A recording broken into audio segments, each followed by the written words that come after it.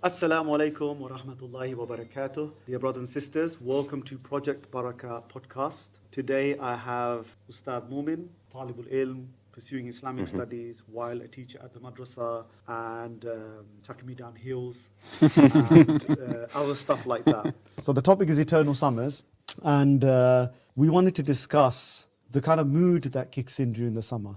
And I actually think a lot of people don't reflect on our human nature. And the Quran always speaks to our fitrah, it speaks to our human nature, it speaks to the changing of seasons, the alteration or the alternation in night and day, this idea of stability, instability and change and renewal. These concepts constantly exist as a conversation, as a theme within the Quran. And during the summer, I think it's clear to anyone who contemplates about their surroundings. And Allah subhanahu wa ta'ala always asks us to contemplate about His signs. And the two main features we find, themes we find, is about nature, the alternation between night and day, and the seasons. Okay, and I think what's really important about the seasons is that all the seasons often reflect almost like a mental landscape of our psychology, our mood. So let's be honest, there is a feeling of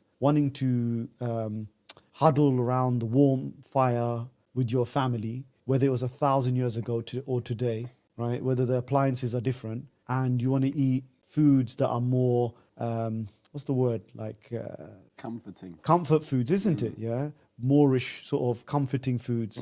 Whereas summer, a lot of the time you don't even have an appetite. You know, you're just thirsty. You know, you drink and you want to, get out there and you want to do stuff. And so the seasons tend to reflect a psychology of what goes through our minds. For example, often many of us face the winters of our lives, the winters of discontent. The winters are often in our life symbolic of death, right? Because winter is when all the things that you see in the nature are, dying or dead, or they appear that way. And if you lived forever in a country where it was snowing, you could never imagine a summer. And if you lived in a country where it was forever evergreen, you could never imagine a winter. And just like that, when you're living, you can never imagine not dying. It's the truth. You see so much life, the idea of what would it be like not to exist is really hard to, yet it's so obvious. You know that there'll one day be a visit to a hospital that you won't return back alive, because that's pretty much the pattern. You go to an appointment, you come back, you go to another doctor's, emergency or whatever, and you come back. One of those days you go to the hospital, you don't come back. And that's what everybody's looking to. And we were discussing just before we went live about how you have something like 50 summers, 60 summers. How many of those summers we've consumed already? We've consumed 30, 40 summers. Yeah. So when you look at it, if you're, say, around you're 40, then if you're looking at probably 40 of the summer holidays, 40 summers have been lived and experienced, and you've done what you've done, and you haven't done what you haven't done in those summers, right? 40 of them have already gone by, and you probably got 20 or a little bit more, a little bit less, depending on however Allah subhanahu wa ta'ala, however much life Allah gives us. But statistically speaking, if you think about it, 2/3 of every summer has already gone for many of us, right? More than half perhaps of your summers have gone now. So we need to think about how summer and how winter is reflective of death, and and how things are stored and invested and hibernate. Generally in the religion, we find that the fasting and night prayers are more encouraged during the winter, because the days are shorter, the nights are longer. So night prayers are more encouraged, and fasting is easier. So it's actually encouraged to fast more in the winter. So there's ibadah that is actually connected to the seasons, right? Hajj only comes up in a very specific time of year, you see. So you realize that a lot of the ibadah that we do is connected to the kind of a shared experience of how the world is, right? So, you have your winters, you have your spring.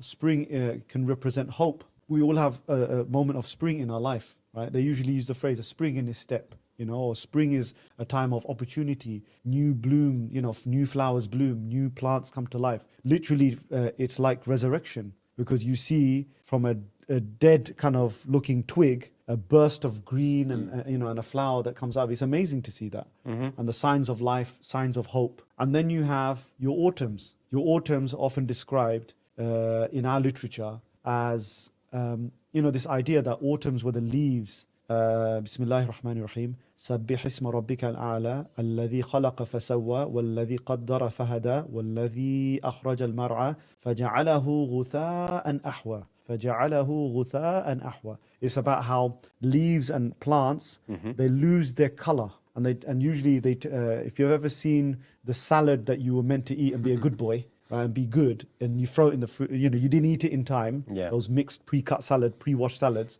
they turn like this weird blackish color. The leaves have this sort of blackish, sludgy color. And they say that it's descriptive of two things, how a plant loses its luster and we ourselves are losing our luster, right? The fact that the deep, dark colors in our, in the hair, it loses its color.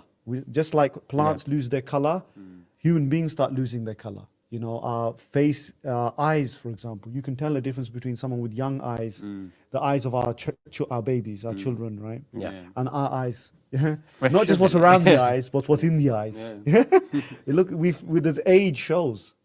Whereas, so seasons, we have our autumns as well. We have that autumn where you have your first, white hair grow out of here, then another one, then another one, then another one. Then you have aches. And then for some reason, every time you get off a chair, you make a noise. Like this. You're right. You think, why do I have to make a noise? So it represents fear, hope, death, renewal. And usually summers are like the peak. Often made the similarities are made with youth, the summer of our lives, the springtime of our youth. The idea is that, this is the time of opportunity and, to really make hay, while the sun shines. Make hay while the sun is out, invest. Spiritually speaking, that means we need to cultivate and farm, our ajr, Because when people are out, that means we are out. And if we are out, that means we can engage with people more in spreading the truth, and the justice of Islam, and the message of Islam. So summer's an opportunity for dawah. Summer's an opportunity for serving people. Summer's an opportunity to get to meet people who, have you ever got these friends who are seasonal friends that you never see them for 3/4 of the year because they're not outgoing. And only during the summer, you'll see them a little bit, come out, they'll turn up. So it represents that, it represents these psychologies, that are in relation, because if you think about it, the world is all made of basically soil. It's made of, and we're made of clay, we're made of soil. And the world is something like 70% or something like water, and we're made 70% of water. We're pretty much made of the same stuff that the world's made of,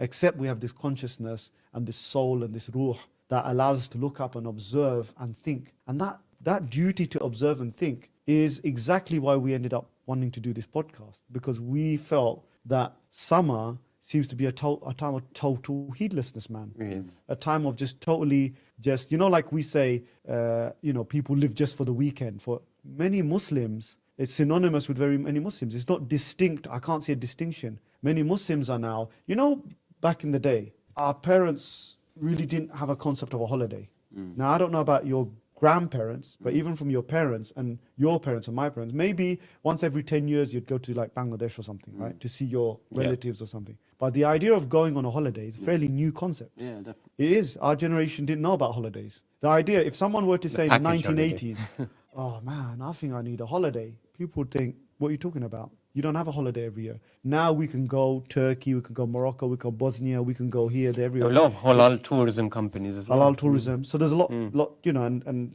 even us, we have our retreat, which is a poignant time to mention, that we have a retreat where we take about 110 people, where we connect people to the natural world, the nature and the signs in the Quran about the natural world, so that you combine the signs of Allah in the world and the signs of Allah, the ayat of Allah in the Quran, to form a kind of worldview. And we're doing a retreat on the 17th.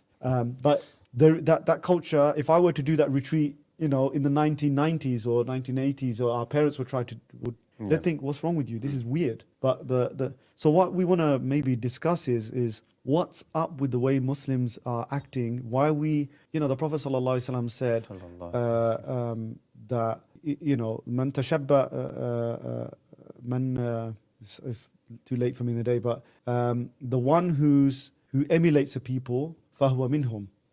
Man tashabbaha biqawmin fahuwa minhum. Whoever emulates the people is from them. Now, that doesn't mean that if someone goes on a holiday and we go on a holiday, okay, we're like the unbelievers. But why did they go on holiday and why do we go on holiday? Do we go from So I'll tell you why an unbeliever, and it's definitely not us Muslims. Those Muslims are watching here, and there. None of you guys. We're all right. Yeah, we're all good. But an unbeliever, the thing that we're not, or that we don't think like, or that we don't live like, they spend their whole life chasing the material world, and that leaves a massive emptiness, a tiredness, and now you need a rest from chasing the material world, right? You haven't thought about Allah during this period of time. You haven't studied the deen. You haven't made effort doing those things. If someone says study the deen, you say it's too cold. It's the winter. And if someone says, what about now? He says it's too hot. It's the summer. Don't you know? It's ice cream weather. So we end up falling between it's too hot or it's too cold. Yeah. External We are the factors. Goldilocks of all excuse making. Yeah. And what happens is within all these excuses, you realize that summer is a time to have extended holidays, to use up all your holiday days. Some teachers get more than others. MashaAllah alayk. Lucky for some. Right? But you all get Yeah. holidays, right? And you use those holiday days from work. And that's to chase the dunya, be spiritually just completely drained. And then what you do is you want to go somewhere and get your mind off. So you've been on a holiday away from your deen, and then you take a holiday away from a holiday. So this is utla min al-utla. Yeah, it's a holiday from a holiday. Yeah. Whereas as Muslims, Allah subhanahu wa ta'ala says, Siru fil ard, traverse the earth, look at Allah's signs and so on. So surely that's not the case with the Muslims. Surely that's not what we're doing, which is we're not learning the deen. Surely if I were to grab 50 people from the local masjid, brothers, and I said, all of you read Surah Al-Fatiha and see if you could just pray properly. Surely they wouldn't all fail miserably at just reciting Surah Al-Fatiha. Just as a basic litmus test of a person's spirituality, a person's seriousness about their deen. If that's the case, then why would you go on holiday? If I had brothers read to me, I have 45-year-old brothers who are accountants and solicitors and doctors and tech bros and this and that. They can't read Quran properly. The basics for just your prayer being valid. Why would you want to do that? If I tell you, by the way, you might have to do 20 years qada prayers to make up for your unaccepted prayers. Why would you then want to go Morocco that summer? I would use that summer to, save myself. I'd probably avoid that hot place to save myself from that hot place. You see, I'd be like, my God, it's about time. But I think the seasons, and I'm going to kind of shut up after this, but I think the seasons reflect what all of us go through in a week. Have we all done this? Because it happens to me. I want to do something, maybe, for example, read a book that I want to read. Monday, I want to read the book. And then what happens is Mondays are crazy. We have ijma on that. Mondays are always crazy. Monday blues, Monday work. Then Tuesday, I get my day job done and I get my institute stuff done or whatever. By the time I get the chance to finish that, it's already time for my kids to come home. Then when my kids come home, I don't want to ignore them. Don't want to be a bad dad. So then I speak to them, eat with them as a family. Then I go take my son jiu-jitsu. Tuesday gone. Wednesday I've got youth club. My other two sons, I want to be a dad, so I tried to take them to youth club. Blah blah blah blah blah. That day's gone. Then I say Thursday. Thursday is the one day, and I have a me day where I play some sports and I work on my own health. Other than that, I got work and other things. And then Friday I'm preparing for teaching all weekend. And then Saturday I'm teaching all day. And then Sunday, and then Monday comes, and then I say I'm going to be different on Monday, and then I'd repeat the same pattern. How many of us do that? That we want to make a specific change in our week, in our lives, but in the week it just seems to replay the same thing every single week. A week becomes a month and a year, and I feel that's what happens every time we get into the situation where summer is this massive amount of free time to nurture our souls. We have a body, mind, and soul. We nurture our mind.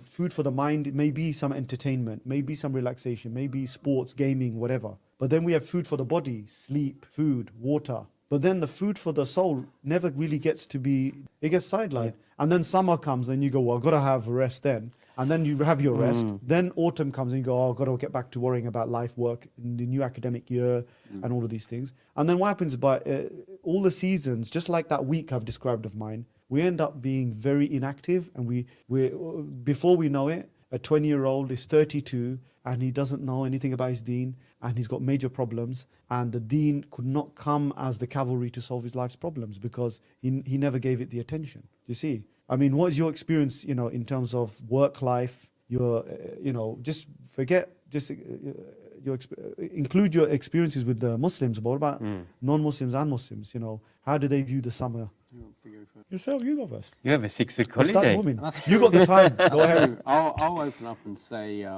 I've actually had a summer holiday every year, because when I was at school, obviously you get summer holidays. Yeah. And went to university, get summer holidays, and then I went straight into teaching, still get summer holiday. And although it's an amazing thing to be able to say I got 6 weeks off to break, Yeah. the first thing that actually comes to mind is how am I going to use that time? Like I've got 6 weeks. 6 weeks is a big chunk of time. That's more than most people get off in the whole year. Yeah. And I've just got a block of 6 weeks off. So Yeah. for me personally, is I have to try and break down how can I make this a useful period of time? How can I get done what I'd like to get done? Sometimes, you always have those things we've talked about. You got your personal life, you got work. Depends what. There's a works, but sleep debt, spiritual debt. you want to spend time with your family. Family debts, You've yeah. got like all these one things that you've put off doing, and you want to get round to doing, and you think, you know what, when I get time off, and there are all those things, and they actually never stop. There's always stuff to do. There's always stuff to do around the house. There's always stuff you can take your kids out on millions of day trips. They never end. But things that you want to think that will stay with you forever.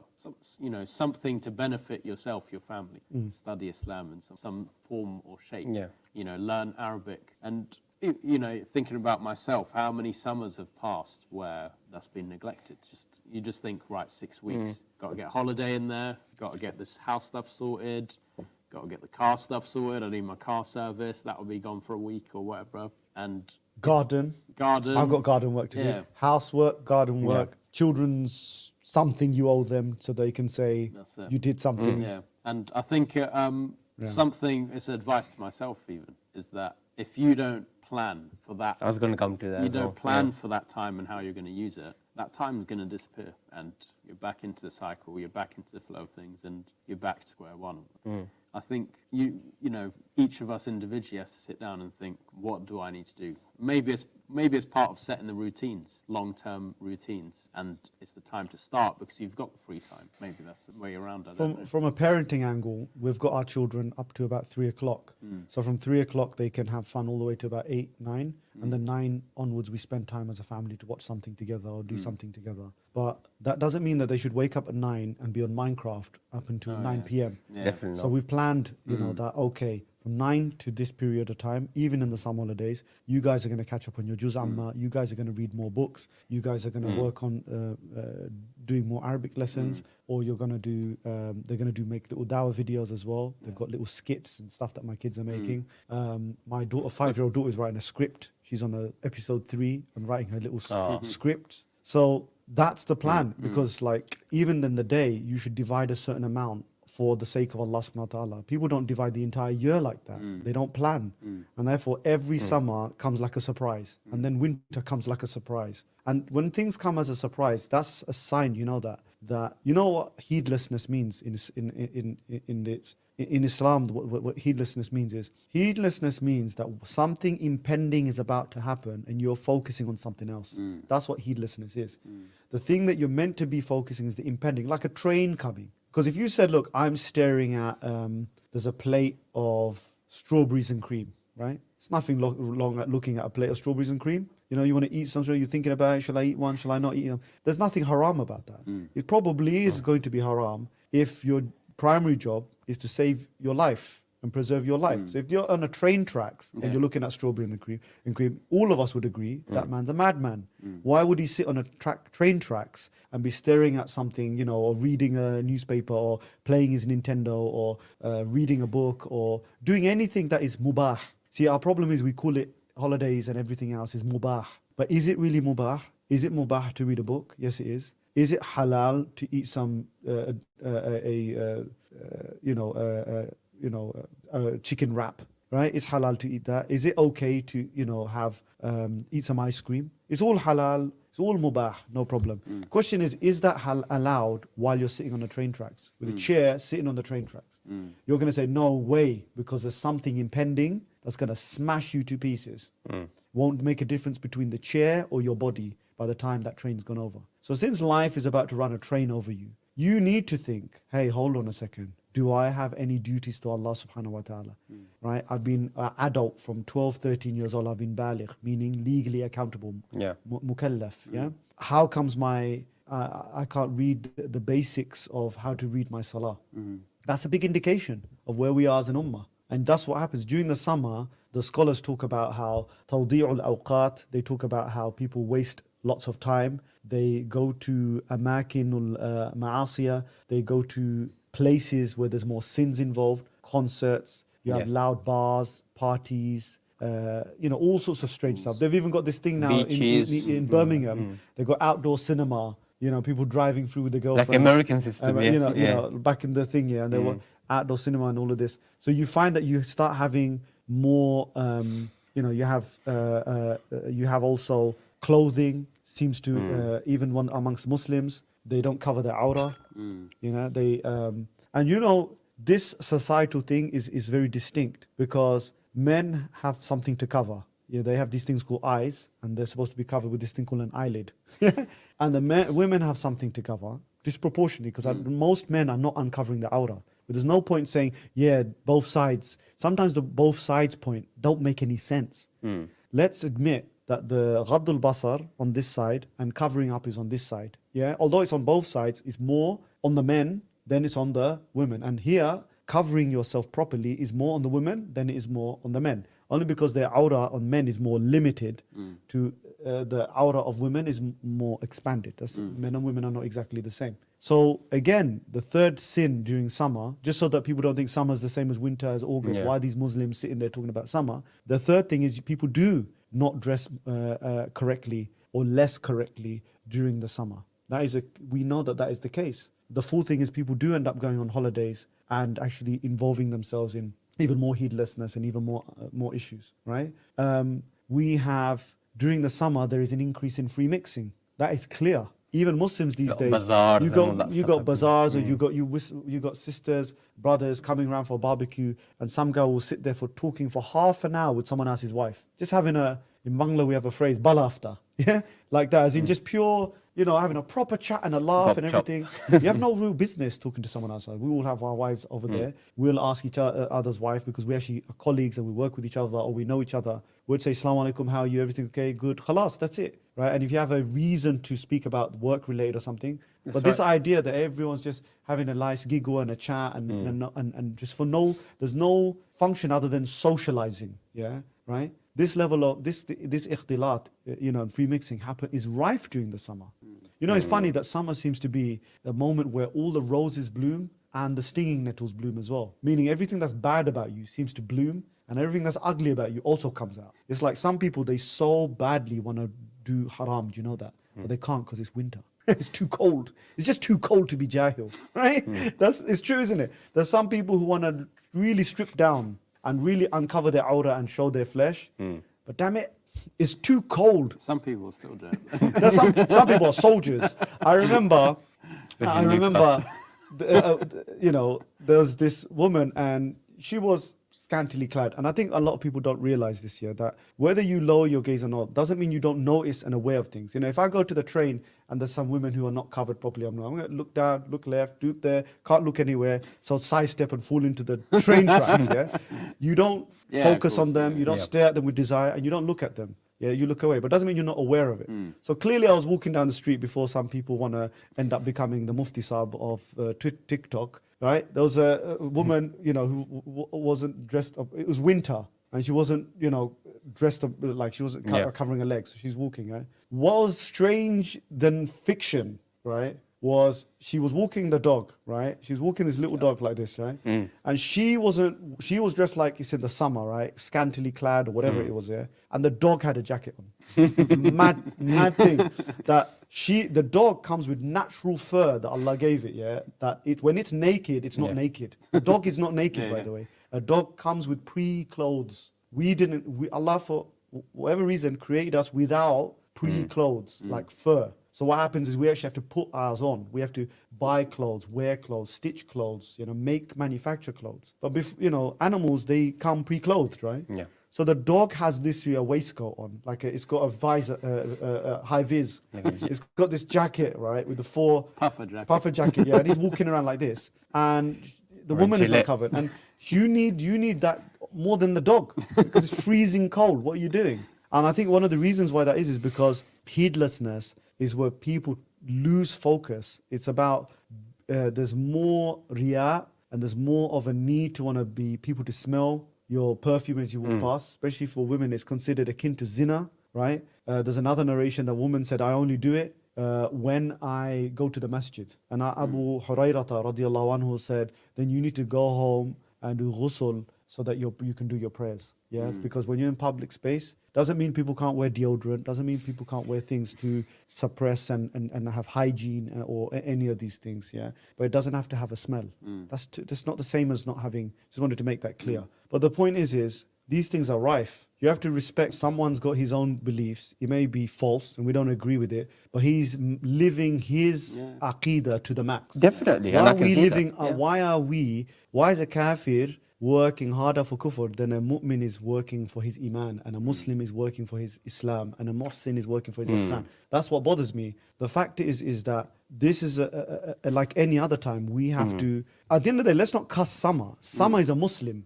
It's a period. Summer, we forget seasons and the sun and all of these things. They are Muslims. Everything praises Allah subhanahu wa ta'ala. All the creation belongs to Allah, and they are, are not disobedient to Allah subhanahu wa ta'ala. So that's not the case.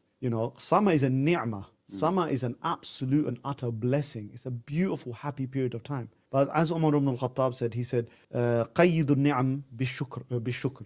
He said, trap blessings with thankfulness. Because if you don't trap a blessing by being thankful, and thankful is not just saying thanks or just saying, alhamdulillah, mashallah, but being thankful is actually making effort, then what will happen is through that effort, you will actually maintain the blessing. You will keep the blessing that you, through the summer, into the winter, in January and so on, because you trapped blessings with thankfulness. And I think what we're saying is that summer is a time for relaxation, you can rest and all of those things, but that's not every day, and that's not all day. It's not every day, nor is it all day, all of the day. We need to think about summer as a time, if your kids are at home, we should be all praying with our children. We should be praying in Jama'ah, getting our little kids, lining up and praying and seeing, praying together and all of these things. At least minimally one prayer together. Going to the masjid with the children, praying at home with the children in Jama'ah. One way or another, engaging more in resetting the Islam that has been unsettled and has been disorientated because of the school life and societal life and multimedia and all of those things. You see? But unfortunately, I feel that that's not the case. I wanted to just... I think just as final sort of closing things, it's the perfect opportunity to set out some routines, because you've got all the excuses that you might have. Yeah. If you've got time off, you don't have to work, so why not take advantage of that time? And I think planning, put in those routines and set something up that will benefit you for the future is the best sort of thing that you just can like do. you space your time out for something for myself, for my family, and for my deen. I think we should do that to the summer. I'll just close on a few bits of advice, which is obviously summer is a time that there's a blessing in it as well. Yeah. And follow the hadith of the Prophet ﷺ where he said, اغتنم خمسة قبل خمسين, take advantage of 5, exploit 5 over 5. And one of them is your free time over the times you become busy, your youth until the time you're old, your health before you become unwell. Usually in the summer you're more well, in the winter you're more unwell. All right, and so just think about those things. The Prophet ﷺ, he also said, تعرف إلى الله في الرخاء, know Allah in times of ease, يعرفك في الشدة, and then He'll know you in times of difficulty. Know Allah in the summer, He'll take care of you in the winter, inshallah. جزاكم الله خير. سبحانك اللهم وبحمدك ونشهد أن لا إله إلا أنت ونستغفرك ونتوب إليك. السلام عليكم ورحمة الله وبركاته. جزاكم الله خير for joining in. Feel free to comment and share the program, and we'll be doing more of these podcasts very soon. Assalamu alaikum.